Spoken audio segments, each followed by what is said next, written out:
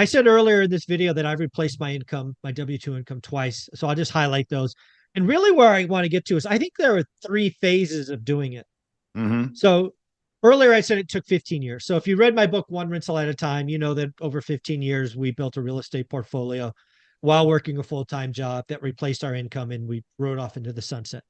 What people may not realize is since I picked up this mantle of One Rental at a Time now, which is a brand, it is trademark. I've gone and done all of that.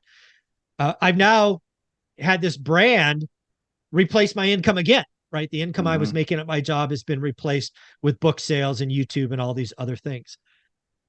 It only took 5 years this time to do that. So the first time was 15 years, the second time is 5 years. But when I look at them, I really think there are three phases. So here's the first phase to me.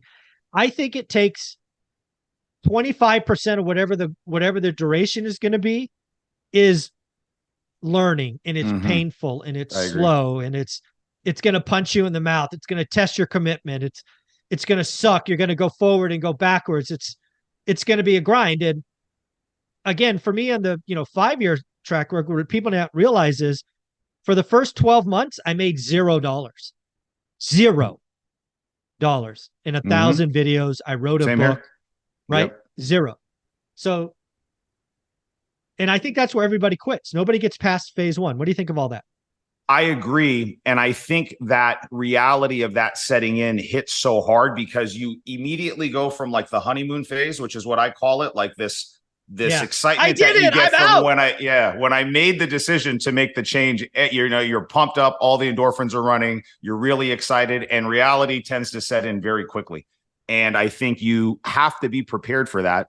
And I'm really glad that we talk about this because I don't think enough people that have made this leap that we've made, talk as openly about what those struggles are in the first year, right? And it's not easy. It was not easy, and it was very, very scary. And there was so many times for me when I just wanted to throw in the towel. And I know that that's right. That's what it was for you. And I think not just the education, I think is important.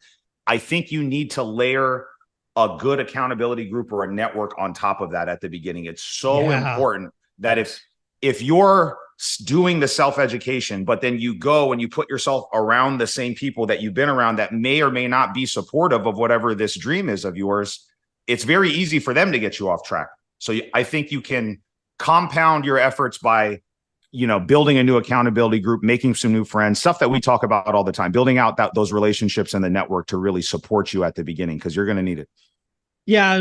Something you're big on, and I think I'll say it here as well, is you need to watch what your social media feed is, right? If you're going Mm-hmm. through the hard time, the year, the 3 years, whatever it is, and you're watching negative crap, why would you do that?